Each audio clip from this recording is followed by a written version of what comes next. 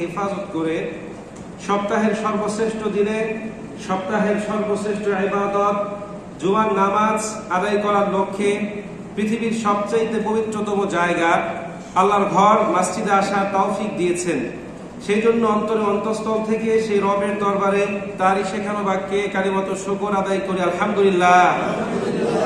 রব্বানা লাকাল হামদ হামদান কাসীরান তাইয়িবান মুবারাকান ফীহি।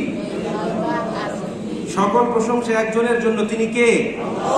সম্মানিত উপস্থিতি, চন্দ্র মাসের হিসেব অনুযায়ী এটা কি মাস? জিলকদ মাস। যেহেতু জিলকদ মাস এসে গিয়েছে, আমরা এখন পর্যন্ত হজের আলোচনা করি নাই।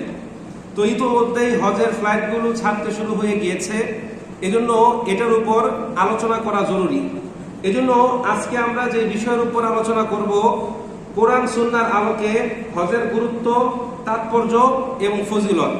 আমরা এই একটা জুমার মধ্যেই হজ সম্পর্কে একেবারে ডিটেইল আলোচনা করব। অনেকে আছে শাওয়াল মাস থেকে শুরু করে একদম কুরবানির আগ পর্যন্ত এই হজ নিয়ে আলোচনা করে, যা বলা দরকার তাও বলে, যা বলা দরকার না তাও বলে। মানে সে একজন মুআল্লিম, হজে গিয়ে কি করেছে, এখানে কি করেছে, সেখানে কি করেছে, এই কিচ্ছা কাহিনী এখানে বসে শোনায়, অথচ এর চাইতে আরো কত গুরুত্বপূর্ণ বিষয় বাদ রয়ে যায়, ঠিক কিনা? তো আমি এক জমায় আলোচনা করব। যদি এরপর আপনাদের কোনো প্রশ্ন থাকে আপনারা করবেন, আর যদি আমি শেষ করতে পারি তাহলে তো আলহামদুলিল্লাহ। সম্মানিত উপস্থিতি, হজ ইসলামের 5টি স্তম্ভ, রোকন বা ভিত্তির মধ্যে অন্যতম গুরুত্বপূর্ণ একটা স্তম্ভ। এটি মহান আল্লাহ পাক রব্বুল আলামিন কর্তৃক নির্ধারিত একটা ফরজ ইবাদত। এজন্য এর গুরুত্ব যেমন অপরিসীম, তেমনি ফজিলত সীমাহীন। পৃথিবীতে যত নেক আমল আছে তার মধ্যে অন্যতম শ্রেষ্ঠ নেক আমল হলো হজ। মহান আল্লাহ পাক রব্বুল আলামিনের সন্তুষ্ট লাভের উদ্দেশ্যে হজ পালনকারীকে গুনাহমুক্ত নবজাতকের ন্যায় ঘোষণা করা হয়েছে। হাদিসে নববীতে বিশ্বনবী সাল্লাল্লাহু আলাইহি সাল্লাম বলেন, কবুল হজের একমাত্র প্রতিদান হলো জান্নাত। এছাড়া হজের প্রত্যেকটা কর্ম পৃথক পৃথক ভাবে সম্পাদনের জন্য রয়েছে পৃথক পৃথক ফজিলত, সওয়াব ও মর্যাদা। এটা এমন একটা ইবাদত যার মাধ্যমে গোটা বিশ্বের সকল দেশের মুসলিম একত্রিত হওয়ার সুযোগ পায়।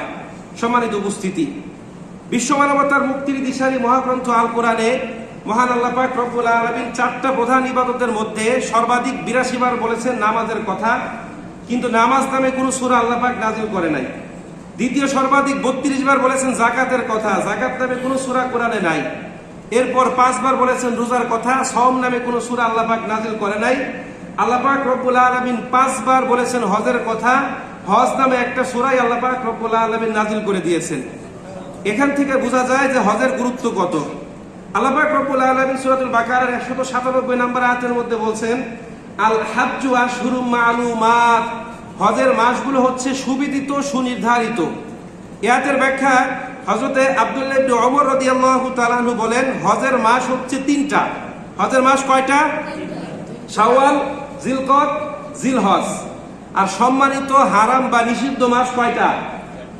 4টা। কি কি? জিলকদ, জিলহজ, মুহররম, রজব। জিলকদ, জিলহজ, মুহররম, রজব। অনেকে দুইটার মধ্যে গুলিয়ে ফেলে। তো হজের মাস কয়টা? আর হারাম বা সম্মানিত মাস কয়টা? 4টা। সম্মানিত উপস্থিতি, এবার আসেন হজের পরিচয়। হজ শব্দটি আরবি, এর আবিধানিক অর্থ হচ্ছে ইচ্ছা করা, সংকল্প করা, পরিকল্পনা করা। ইংরেজিতে বলা হয় two wish, to perform, to make decision. শরীয়তের পরিভাষায় মহান আল্লাহ পাক রব্বুল আলামিনের সন্তুষ্টি অর্জনের লক্ষ্যে নির্দিষ্ট সময়ে, নির্দিষ্ট পদ্ধতিতে, বাইতুল্লাহ সহ বিশেষ বিশেষ জায়গায়, বিশেষ বিশেষ পদ্ধতিতে ইবাদত বা কর্ম সম্পাদনের নাম হলো হজ। আমার কথা যদি না বুঝতে পারবেন বলবেন, আমি আরো স্লো আলোচনা করব। সম্মানিত উপস্থিতি, প্রত্যেক সামর্থ্যবান ব্যক্তির জন্য জীবনে একবার হজ আদায় করা কি? ফরজ। এরপরে যতবার আদায় করবে প্রত্যেকবার কি হিসেবে গণ্য হবে? নফল হিসাবে। দেখুন, কারো উপর হজ ফরজ হওয়ার পর সে যদি হজ আদায় না করে, এই অবস্থায় মৃত্যুবরণ করে, তাহলে এই জন্য তাকে আল্লাহ পাক রব্বুল আলামিনের কাছে কি করতে হবে? জবাবদিহি করতে হবে। কেন? কারণ আল্লাহ পাক রব্বুল আলামিন কর্তৃক নির্ধারিত যে 5টা রুকন, ভিত্তি বা বুনিয়াদ আছে, তার মধ্যে একটা কি? হজ। কিতাবে সহিহ বুখারী হাদিস নাম্বার 7, সহিহ মুসলিম হাদিস নাম্বার 16, রাসূল বলেন, বুনিয়াল ইসলাম আলা খামসিন শাহাদাতু আল্লা ইলাহা ইল্লাল্লাহ ওয়া আন্না মুহাম্মাদুর রাসূলুল্লাহ ইকামিস সালাহ ওয়া ইতাইজ যাকাত ওয়া সাওমি রমাদানা ওয়াল হজ্জি মান ইসতাতাআ ইলাইহি সাবিলা। রাসূল বলছেন যে ইসলাম 5টি স্তম্ভ বা ভিত্তির উপর প্রতিষ্ঠিত। এক নম্বর হচ্ছে এই কথা যে আল্লাহ ছাড়া কোনো মাবুদ নাই এবং মুহাম্মদ সাল্লাল্লাহু আলাইহি সাল্লাম তার প্রেরিত নবী এবং রাসূল। 2 নম্বর হচ্ছে নামাজ প্রতিষ্ঠা করা, যাকাত আদায় করা। কোন কোন জায়গায় 4 নম্বরে হজের কথা বলা হয়েছে, 5 নম্বরে রোজা, কোন কোন জায়গায় 4 নম্বরে রোজা, 5 নম্বরে কি হজ। এবার আসেন, গত জুমায় আমি বলেছিলাম যে ইসলামের অংশ কয়টা? ইসলামের অংশ কয়টা? 1 সপ্তাহ আগের কথা আপনাদের মনে নাই। ইসলামের অংশ 5টা, আবার ইসলামের ভিত্তিও 5টা। এখন অনেকে তালগোল পাকিয়ে ফেলবেন। ইসলামের অংশ 5টা কি কি বলেছিলাম? হ্যাঁ, আকাইদ, আমল, মুআমালাত, মুআশারাত, আখলাক। বলেন আকাইদ, আমল বা ইবাদত, মুআমালাত, মুআশারাত, আখলাক। এই 5টা হচ্ছে ইসলামের কি অংশ। ইংরেজিতে বলা হয় পোরশন বা পার্ট, আরবি আবার অনেকে শাখাও বলে, তখন ইংরেজিতে হবে ব্রাঞ্চ। আবার ইসলামের ভিত্তি হচ্ছে 5টা।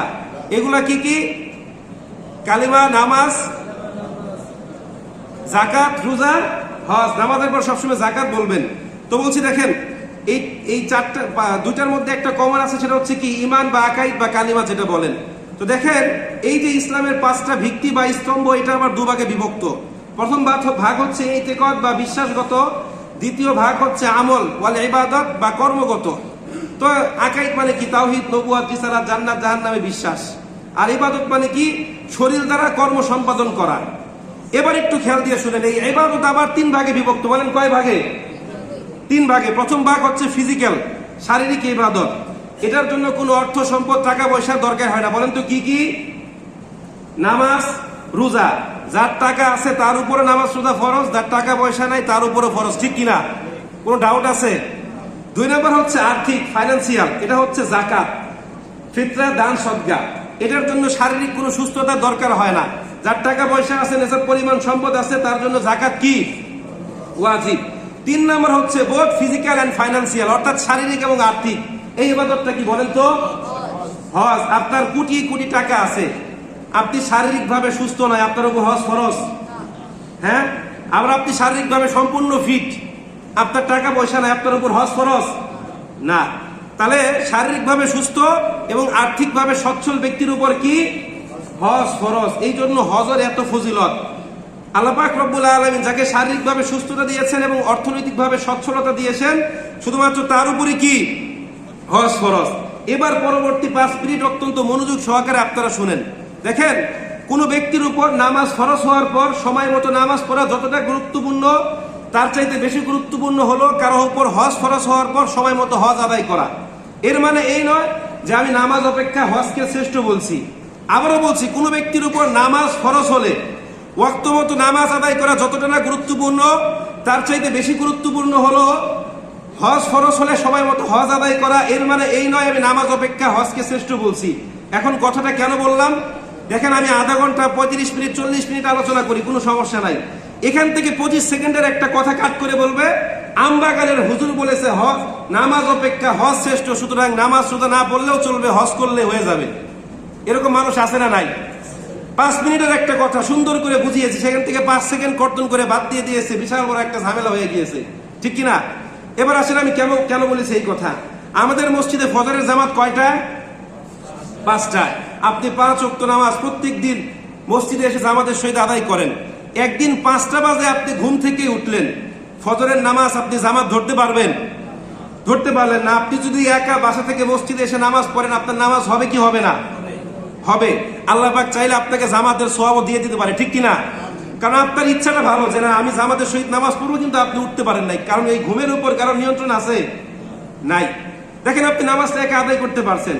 এখন আপনার উপর হজ খরচ হলো, হজ নির্ধারিত একটা সময় হয়, ওই সময় আপনি হজ আদায় করতে না পারলে পরবর্তীতে একা একা আদায় করতে পারবেন না। এই জন্য রাসূল বলছেন, কিতাবের নাম মুসনাদ আহমদ, হাদিস নাম্বার 2867। হাদিসের বর্ণনাকারী হযরত ইবনে আব্বাস রাদিয়াল্লাহু তাআলা তিনি বলেন, তাআজ্জালু ইলাল হাজ্জি আনিল ফারিদা ফাইন্না আহাদুকুম লা ইয়াজরি মান লা ইয়ারুদুলা আও কামা ক্বালা আলাইহিস সালাতু ওয়াস সালাম। রাসূল বলছেন, ও আমার উম্মত, তোমাদের মধ্যে যাদের উপর হজ ফরজ হয়েছে তারা যেন অতি দ্রুত সম্ভব হজ আদায় করে নেয়। ফাইন্না আহাদাকুম লা ইয়াদরি মা লা ইয়ারিদুলা, কারণ তোমাদের মধ্যে কেউ জানে না আগামীকাল তার জন্য কি অপেক্ষা করছে। এখন এটার হিকমত কি, রহস্য কি, কেন রাসূল তাড়াতাড়ি হজ আদায় করতে বলেছেন? দেখেন, হজ ফরজ হওয়ার পর কেউ যদি ওই বছর হজ আদায় না করে, তাকে মিনিমাম অপেক্ষা করতে হবে কতদিন? সবাই মনে হয় বুঝে নাই, সবাই একটু আমার সাথে সাড়া দিবেন। কতদিন?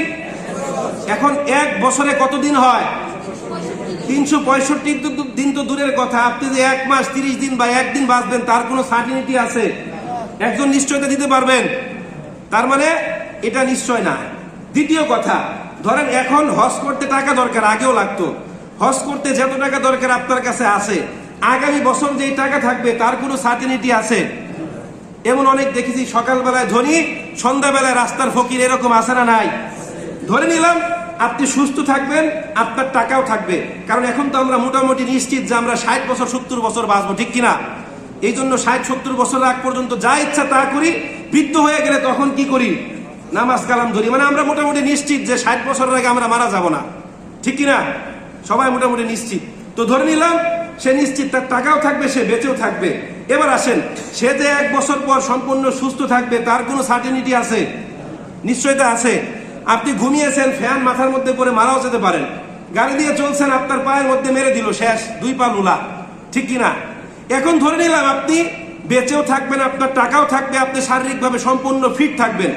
এখন হজ ফরজ হওয়ার জন্য কি 3টাই শর্ত নাকি আরো আছে? শরহে বেকা কিতাবের মধ্যে গ্রন্থকার 12টা শর্ত আরোপ করেছেন।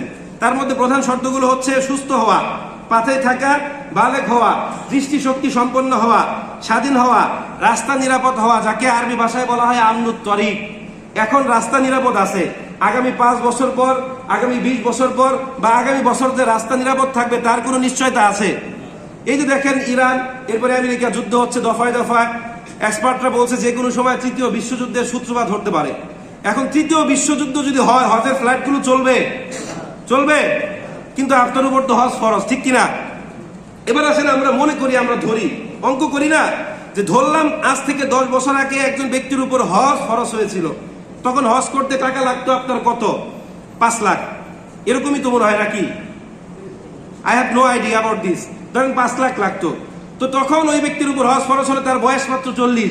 সে ভাবলো মেয়ের বয়স মাত্র 18, ছেলের 24 বছর, এখনো ছেলে মেয়ে বিয়ে করায় নাই, ছেলে এখনো নিজ পায়ে দাঁড়ায় নাই, আমার দাড়ি গুফ ভালো করে পাক ধরে নাই, এখনই হজ করব। আর হজ করলে হজ ধরে রাখতে হবে না?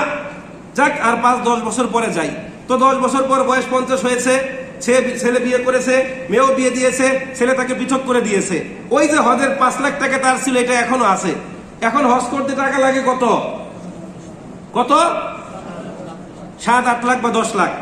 সে ওই ব্যক্তি বলছে যে হজ করতে 8 লাখ টাকা লাগে, আমার কাছে 8 লাখ টাকা নাই, সুতরাং আমার উপর হজ ফরজ নাই, ঠিক কিনা?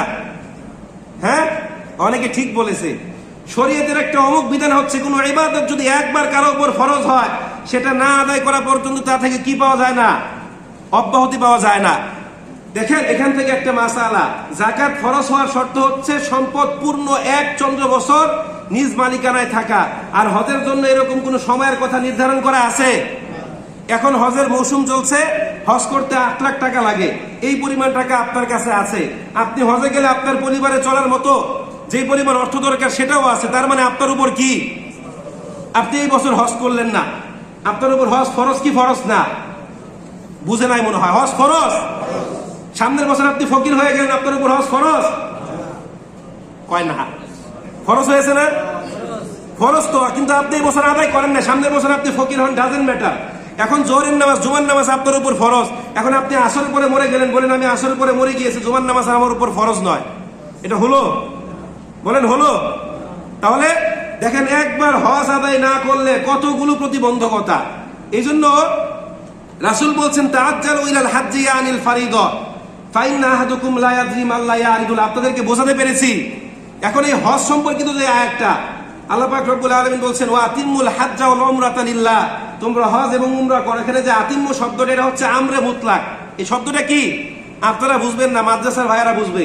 এই আমরে মুতলাক হচ্ছে, এটা নিয়ে আবার ইমামদের মধ্যে মত পার্থক্য। কেউ বলছে যে আমরে মুতলাকের একটা স্বভাব হচ্ছে এটা তাৎক্ষণিকভাবে আমল করার আদেশ দেয়। কিসের আদেশ দেয়? তাৎক্ষণিকভাবে আমল। যেমন আমি বললাম এই ঘরে আগুন লেগেছে, বললাম তুমি ঘর ত্যাগ করো। এই ঘর ত্যাগ করা মানে কি আদেশটা এখনের জন্য না পরবর্তী যে কোনো সময়ের জন্য? হ্যাঁ, এখন এটা নিয়ে বোঝাতে আরো সময় লাগবে। যাই হোক, একটা জিনিস বুঝতে হলো মিনিমাম জ্ঞানের দরকার আছে। যাই হোক, আমরা অনেকে জেনারেল লাইনে পড়াশোনা করেছি, বুঝি না, এটা নিয়ে আমি আর বললাম। এখন এখান থেকে আপনারা কি বুঝলেন? হজ ফরজ হওয়ার পর সাথে সাথে আদায় করতে হবে নাকি বিলম্বে আদায় করলে চলবে? বিলম্বে আদায় করলে হয়ে যাবে, কিন্তু আপনি যদি মারা যান তাহলে এটার জন্য আপনাকে আল্লাহর কাছে কি করতে হবে? জবাব দিতে হবে।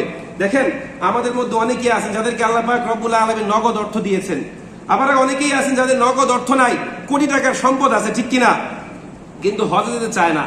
অত্যন্ত দুঃখজনক হলেও সত্য, আজকে আমাদের দেশের একটা নিয়ম হয়ে গিয়েছে যে বয়স 60-এর কোটায় না গেলে আমরা কেউ হজে যেতেই চাই না। চাকরিজীবী অপেক্ষা থাকে কখন সে রিটায়ারমেন্টে যাবে, কারণ এখন হজ করলে বা হাতের কারবার কি করতে হবে? ছেড়ে দিতে হবে। ব্যবসায়ীরা অপেক্ষা থাকে কখন সে বয়স একটু বেশি হবে, এখন হজে গেলে ব্যবসায় 2 নাম্বারি কারবার যা আছে সব ছেড়ে দিতে হবে। বিশ্বাস করেন, বাংলাদেশের ব্যবসায়ীরা যেই পরিমাণ 2 নাম্বারি করে পৃথিবীর সব দেশ মিলেও এর 50% মনে হয় করে না, ঠিক কিনা? এরপর যারা একটু গ্রামের মোড়ল টাইপের, এরা চিন্তা করে এখন হজে গেলে বিচার সালিশ করে যে মাল কামাই এটা বন্ধ হয়ে যাবে, সুদের বিনিময়ে মানুষ আমার কাছ থেকে অর্থ ধার নেবে না, বলবে হাজী সাহেব এখন ভালো হয়ে গিয়েছে, ঠিক কিনা? হ্যাঁ, এই জন্য তারা অপেক্ষা করে কখন বয়স 60-এর কোটায় যাবে। এগুলো করা যাবে না। হজ ফরজ হওয়ার পর কি করতে হবে? সাথে সাথে আদায় করতে হবে। অনেকে চিন্তা করে এখন হজ করলে হজ ধরে রাখতে পারবো না, এর মানে আপনার নিয়তই খারাপ। যে আপনার নিয়ত কি আপনি 60-70 বছর পর্যন্ত পাপ কাজ করবেন, এই জন্য হজ ধরে রাখতে পারবেন না, ঠিক কিনা? সম্মানিত উপস্থিতি, এবার আসেন হজের প্রেক্ষাপট বা পটভূমি, যাকে ইংরেজিতে বলা হয় হিস্টোরিক্যাল ব্যাকগ্রাউন্ড। এই হজের বিধান কবে থেকে শুরু হয়েছে? পৃথিবীর প্রথম মানব এবং নবী, তার নাম কি? হযরত আদম আলাইহিস সালাতু ওয়াস সালামের যুগ থেকে হজের বিধান শুরু হয়েছে। সর্বপ্রথম যেদিন বাইতুল্লাহর ভিত্তিপ্রস্তর স্থাপন করা হয় সেদিন থেকে এর তওয়াফ শুরু হয়েছে, এখন পর্যন্ত আছে, কিয়ামত পর্যন্ত তিনি অব্যাহত রাখবেন। তিনি কে? তবে বিভিন্ন সময়ে বিভিন্ন কারণে বহুবার এই ঘর বিধ্বস্ত হয়েছে, আবার বারংবার আল্লাহ পাক রব্বুল আলামিন তার প্রিয় বান্দাদের দ্বারা এটাকে পুনর্নির্মাণ করিয়েছেন। যেমন হযরত নূহ আলাইহিস সালাতু ওয়াস সালামের সময় গোটা পৃথিবী প্লাবনে তলিয়ে গিয়েছিল, ঠিক কিনা? এই ঘরটা কি অবশিষ্ট ছিল নাকি এটাও ভেঙে গিয়েছিল?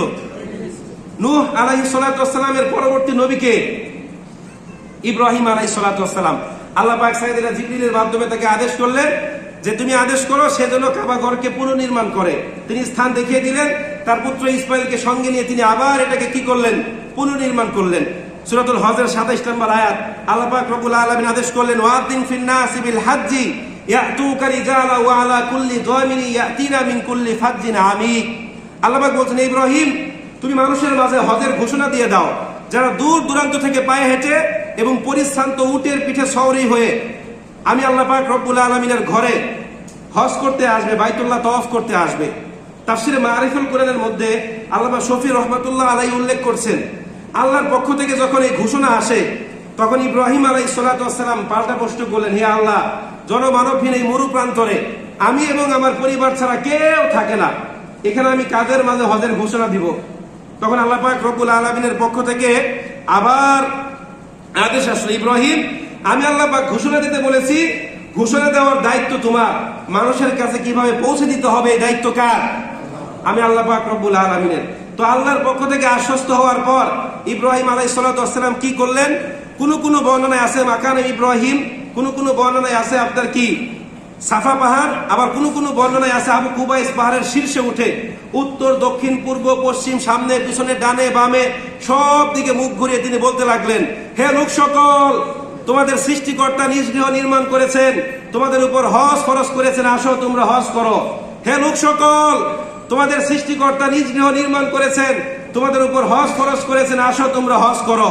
তাফসীর ইবনে কাসিরের মধ্যে আল্লামা ইবনে কাসির রহমাতুল্লাহ আলাইহি বলেন যে ঘোষণা যখন দেওয়া হয় আল্লাহ পাক তার এই ঘোষণাটাকে উপরে নিচে সামনে পিছনে ডানে বামে সর্বত্র ছড়িয়ে দেন।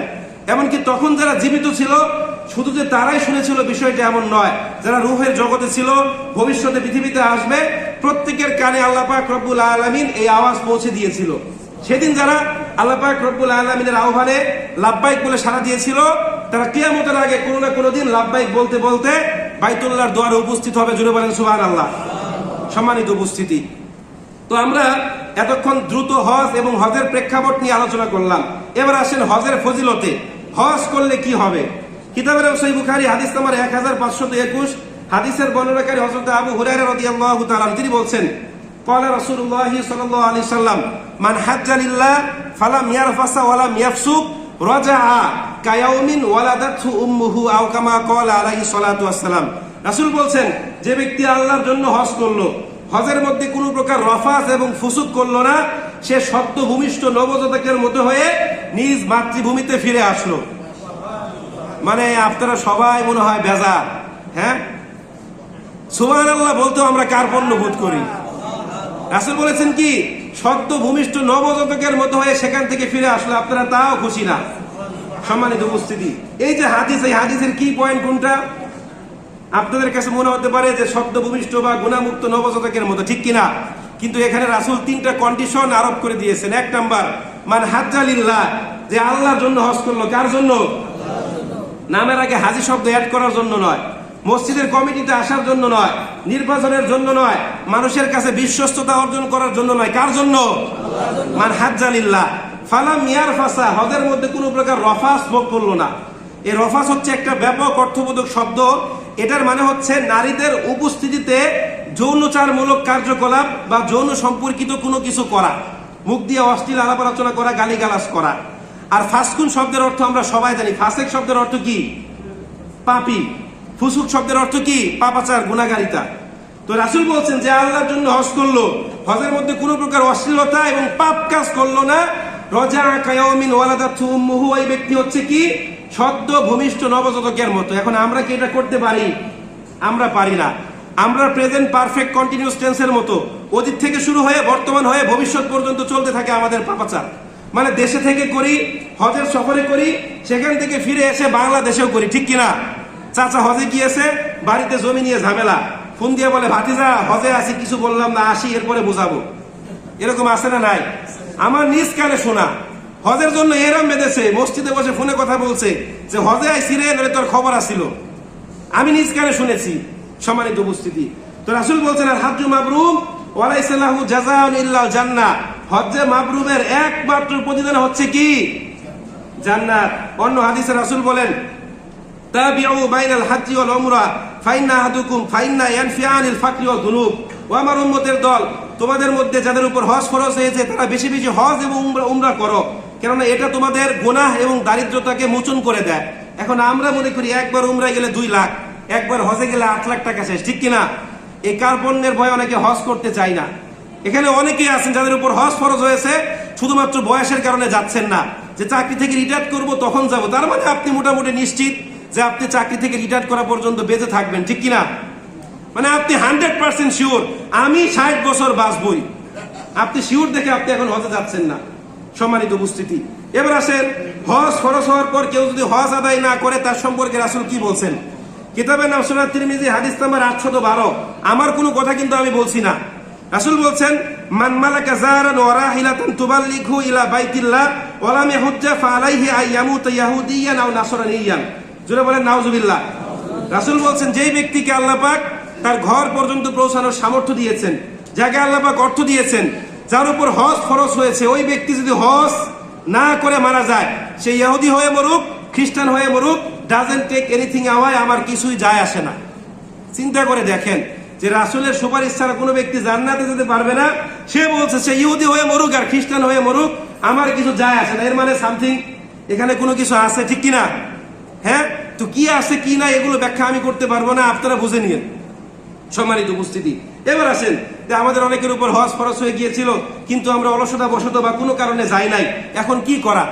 এখান থেকে উলামায়ে কেরাম 3টা পথ বের করেছেন। 1 নম্বর হচ্ছে যে কোনো উপায়ে এই বছর হজ করা, সেটা তো আর সম্ভব না, ঠিক কিনা? তো সামনের বছর যেন করা যায় সেটার ব্যবস্থা করা। 2 নম্বর, যে হজ যেন না ছুটে যায় এটার জন্য দৃঢ় প্রতিজ্ঞা করে এবং যা যা করার তা করার চেষ্টা করা।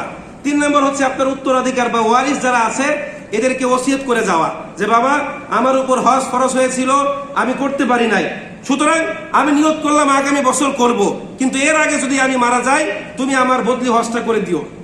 দেখেন এখান থেকে একটা মাসালা, উলামায়ে কেরাম বলছেন যে কোনো সম্পদশালী ব্যক্তি যদি তার উত্তরাধিকারদেরকে কোনো ওসিয়ত করে যায়, কি করে যায়? ওসিয়ত। আর সেই ওসিয়ত পূরণ করতে তার রেখে যাওয়া সম্পদের 1/3 প্রযোজ্য হয়। কত অংশ?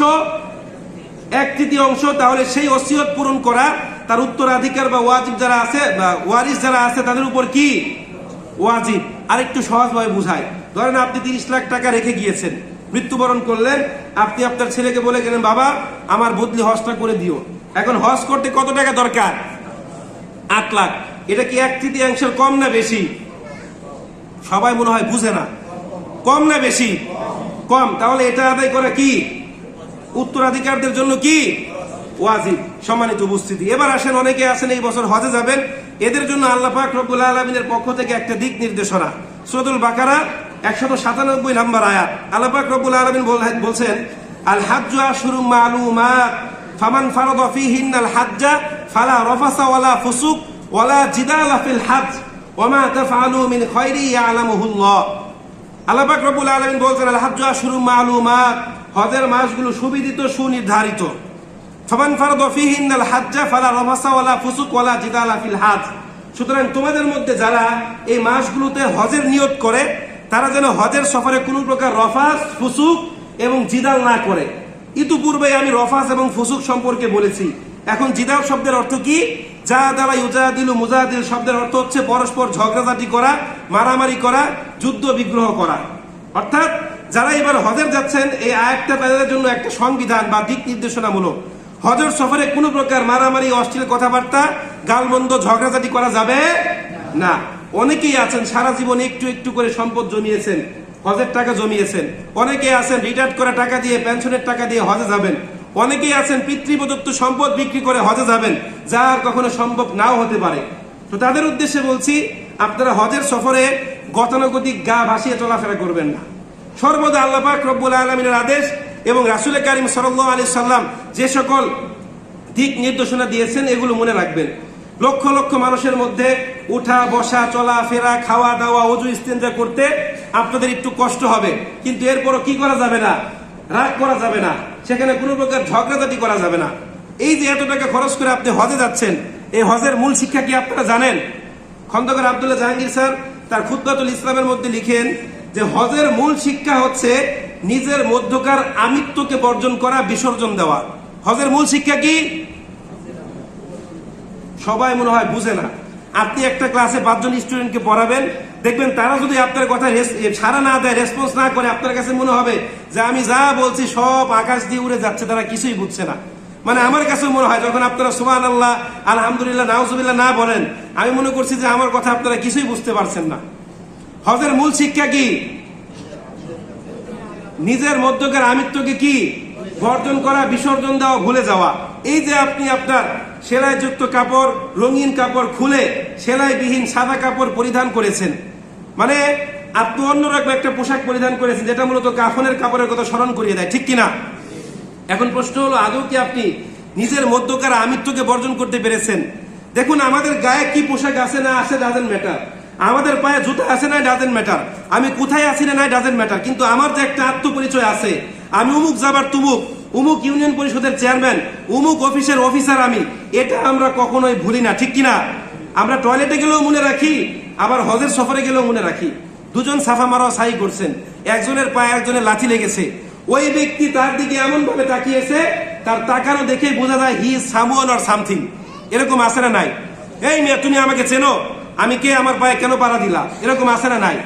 মানে আমাদের গায়ে কি পোশাক আছে না নাই দেখার বিষয় না, কিন্তু আমাদের যে একটা আত্মপরিচয়, আমি ভাব, এটা আমরা কখনোই ভুলে যাই না।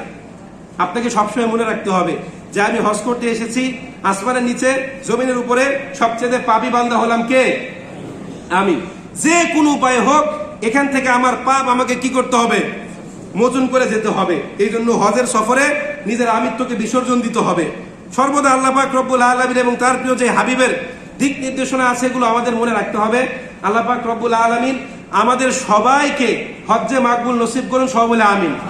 এবার আসেন, আমার এক মুসল্লি আমাকে অনুরোধ করেছে, হুজুর আপনি তো টপিক ওয়াইজ বয়ান করেন, একটু প্রতিবেশীর অধিকার সম্পর্কে আলোচনা করেন, একটু পরিষ্কার পরিচ্ছন্নতা সম্পর্কে আলোচনা করেন। আমি তার কথাটাকে খুব প্রাধান্য দিই, সে আমাকে খুব ভালোবাসে। এখন দেখেন, এই যে আমরা যতক্ষণ মসজিদে থাকি ততক্ষণই আমরা কেমন জানি মুসলিম, এখান থেকে বের হয়ে গেলে আমরা কেমন জানি অন্যরকম হয়ে যায়, ঠিক কিনা? এমন অনেক দেখেছি, মাথায় পাগড়ি, মুখ ভর্তি দাড়ি, কিন্তু প্রতিবেশীর হকের ব্যাপারে সে কি উদাসীন। প্রতিবেশীর হকের ব্যাপারে সে উদাসীন, অথচ তার প্রতিবেশী তার কি নয়, তার উপর সন্তুষ্ট নয়। অথচ রাসূল বলছেন তোমাদের মধ্যে যে ব্যক্তির কষ্ট দেওয়া থেকে তার প্রতিবেশী নিরাপদ নয়, ওই ব্যক্তি আর যাই হোক মুসলিম নয়, ওই ব্যক্তি জান্নাতে যেতে পারবে না। দেখেন, প্রতিবেশীর হক নিয়ে আমার বিস্তারিত আলোচনা আছে, পরিষ্কার পরিচ্ছন্নতা নিয়েও আছে। আমি দুইটার উপর ইনশাআল্লাহ বিস্তারিত আলোচনা করব। তবে আমরা চেষ্টা করব যে মসজিদে যা শুনি এর 100% না হলেও কিছুটা অন্তত পক্ষে আদায় করতে। আল্লাহ পাক আমাদের সবাইকে তৌফিক দান করুন।